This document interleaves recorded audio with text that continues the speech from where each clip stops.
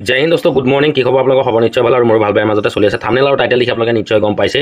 মই যোৱাকালি যিটো ভিডিঅ' পষ্ট কৰিছিলোঁ যে গৃহৰক্ষী জোৱানসকলৰো মাজত যদি কাৰোবাৰ ৰেচন কাৰ্ড আছে বা প্ৰধানমন্ত্ৰী বীমা যোজনা কাৰ্ড আছে, তেনেহ'লে সেই দুখন ডকুমেণ্টছ লৈ নিজৰ গৃহৰক্ষী জিলা কাৰ্যালয়ত জমা দিবৰ কাৰণে এখন জাননী প্ৰকাশ কৰিছে। প্ৰায় জিলাতে এইটো জাননী প্ৰকাশ পাই গৈছে। আমাৰ নগাঁও জিলাতো আহিছে। মই যোৱাকালি ভিডিঅ'টো পষ্ট কৰিছিলোঁ, কিন্তু কি কাৰণে বিচাৰিছে সকলোৱে মানে কনফিউজ হৈ আছে। তো মই আজি কনফিউজটো দূৰ কৰি দিছোঁ। কিহৰ কাৰণে বিচাৰিছে যে যদি আপোনালোকৰ ৰেচন কাৰ্ড আছে তেনেহ'লে সেই ৰেচন কাৰ্ডটো কাটা যাব, কিয়নো চৰকাৰী চাকৰিয়ালসকলে ৰেচন কাৰ্ডৰ যোগ্য নহয়। মই যোৱাকালি এটা নিউজতে পালোঁ, আপোনালোকে নিউজবিলাক চালে গম পাই যাব যে প্ৰত্যেকটো নিউজ চেনেলতে আপডেট হৈ গৈছে যে চৰকাৰী চাকৰিয়াল কিছুমানেও ফ্ৰড কৰি মানে ৰেচন কাৰ্ড আৰু প্ৰধানমন্ত্ৰী বীমা যোজনা ইউজ কৰি আছে। আৰু মই জনামতে গাঁৱত যিসকল লোকে 2 লাখ ইনকাম কৰে তেওঁলোকৰ কাৰণে ৰেচন কাৰ্ড আছে, আৰু টাউনত থকাসকলৰ 3 লাখ ইনকাম। তো কথা হ'ল যি কি নহওক, তেনেকুৱা বহুত জালিয়াতি হৈ আছে। সেইকাৰণে ৰেচন কাৰ্ডবিলাক বিচাৰিছে।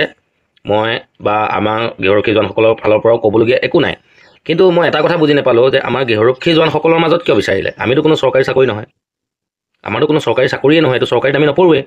আমাৰ চমহীয়া চাকৰি। এতিয়া চমহীয়া চাকৰিত আমাৰ ৰেচন কাৰ্ডখন বিচাৰি যদি ৰেচন কাৰ্ডখন কাটিও দিয়ে, আমিতো আমাকো চৰকাৰী চাকৰি বুলিয়ে আমাকো বিচাৰিছে ন। আমিতো কোনো ধৰণৰ চৰকাৰী চাকৰি নকৰোঁ। এতিয়া আমাৰ ৰেচন কাৰ্ডখন বিচাৰিছে, কাটি দিবও পাৰে নাকাটিবও পাৰে, সেইটো মই সবিশেষ নাজানো। কিন্তু নিউজত গম পোৱা মতে চৰকাৰী চাকৰিয়ালৰ যদি মানে এইবিলাক আছে চব কাটা যাব, কিবা সাৱধান হৈ যাওক, বহুত ধৰণৰ তেনেকুৱা নিউজ পাই আছোঁ। তো মই এটাই দুখ লাগিছে, মানে কি আমাৰ গৃহৰক্ষী জোৱানসকলৰ মাজতো মানে আমাৰ গৃহৰক্ষী জোৱানসকলকো এৰা নাই চৰকাৰে। চৰকাৰীত পেলাই আমাৰ ৰেচন কাৰ্ড বিচাৰিছে। মোৰ নাই বা কাৰোবাৰ নাই বা কোনোবাই হয়তো বিয়াই পতা নাই বা কাৰোবাৰ আছে। তো এই হোমগাৰ্ডৰ পৰিয়ালটোৱে চৰকাৰী চাউলকেইটা খাই চলি আছে। আমাৰ দৰমহাটোনো কিমান? বেছিটো নহয়।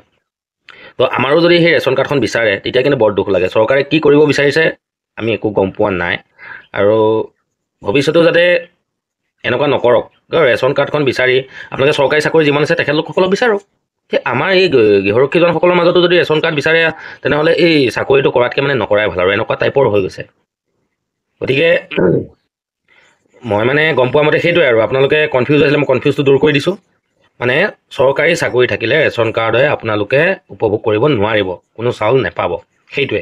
এতিয়া আমি গম পোৱা গ'ল যে মানে কি আমাৰ চাকৰিটো চৰকাৰী, কিন্তু 6 মাহৰ পিছত বহি থাকিব লাগে, এইটোৱে হ'ল চৰকাৰী চাকৰি আমাৰ। সেইকাৰণে আমাকো ৰেচন কাৰ্ড বিচাৰিছে। এতিয়া আপোনালোকৰ ইচ্ছা, আপোনালোকে জমা দিয়ে গৈ নে নিদিয়ে আপোনালোকৰ কথা। যাওক অফিচত গৈ গম গতি লওক, লৈ পিনে আপোনালোকে ভালকৈ মষিমূৰ কৰি পেলাই কামবিলাক কৰক। মই এই আপডেটটো দিবৰ কাৰণে ভিডিঅ'টো বনালোঁ। আপোনালোকে ভিডিঅ'টো যিমান পাৰে বন্ধুবৰ্গৰ মাজত শ্বেয়াৰ কৰি দিয়ক, সকলোৱে যাতে পায়, কনফিউজটো দূৰ হৈ যায়। আৰু চেনেলটো ছাবস্ক্ৰাইব কৰি ল'ব, আৰু যিমান পাৰে শ্বেয়াৰ কৰিব, আৰু কমেণ্ট এটা কৰি জনাবলৈ নাপাহৰিব আপোনালোকে কোন ডিষ্ট্ৰিক্টৰ পৰা চাই আছে। আৰু ছাবস্ক্ৰাইব কৰিবলৈ দিয়া কথা এইটোৱেই যে আপোনালোকে মোৰ যিবিলাক হোমগাৰ্ড ৰিলেটেড যিবিলাক ভিডিঅ' আপোনালোকে ছাবস্ক্ৰাইব কৰি ৰাখিলে খুব সোনকালে পাই থাকিব, নটিফিকেশ্যনটো দবাই ৰাখিব, বেল আইকনটো। সিমানেই আৰু আজিলৈ জয় হিন্দ, জয় ভাৰত।